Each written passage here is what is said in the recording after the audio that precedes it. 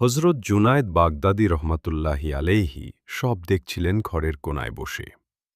তার মায়া হল যে শীতের রাতে এভাবে লোকটি কষ্ট করে ঘরে ঢুকল, কিন্তু হতাশ হয়ে ফিরে যাচ্ছে।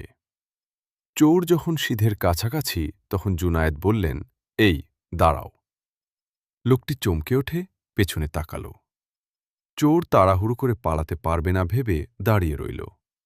জুনায়েদ কাছে এসে বললেন, খালি হাতে ফেরত যাচ্ছ কেন? চোর বিস্মিত হল এবং বলল, নেয়ার মতো কিছুই খুঁজে পাইনি। জুনায়েদ বাগদাদী বললেন, তুমি দাঁড়াও, আমি খুঁজে দিচ্ছি। এই বলে তিনি ভেতরে গেলেন এবং কিছুক্ষণ পর মাটির একটা পাত্র এনে বললেন, এটাই নিয়ে যাও। চোর বলল, এটা দিয়ে আমি কি করব? জুনায়েদ বাগদাদী বললেন, আমি যা করি তুমি তাই করবে। চোর বলল, আপনি কি করেন? জুনায়েদ বাগদাদী বললেন, আমি উজু করি। লোকটি বলল, আমি অজু করতে পারি না। জুনায়েদ বাগদাদী বললেন, এসো, আমি শিখিয়ে দেই। অজু শেখার পর সে বলল, অজু করে আমি কি করব? জুনায়েদ বাগদাদী বললেন, আমি যা করি তুমিও তাই করবে। লোকটি তখন বলল, আমি তো নামাজ পড়া জানি না। জুনায়েদ বললেন, এসো, আমি নামাজ শিখিয়ে দেই।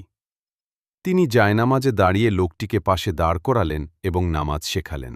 এরপর দোয়া করলেন, হে আল্লাহ, তাকে জায়নামাজে দাঁড় করিয়েছি। আমার এইটুকুই ক্ষমতা ছিল, আমার ক্ষমতা এখানেই শেষ। তার মনের ওপর আমার কোনো ক্ষমতা নেই, কিন্তু তোমার ক্ষমতা শেষ নেই। তুমি তার মনকে পরিশুদ্ধ করো, পাপ কাজ থেকে বিরত রেখো।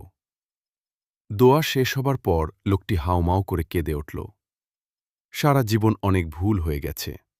পবিত্র জীবনের জন্যে অনুশোচনা বোধ এবং স্রষ্টার কাছে কায়মনোবাক্যে প্রার্থনা অনেক প্রয়োজন।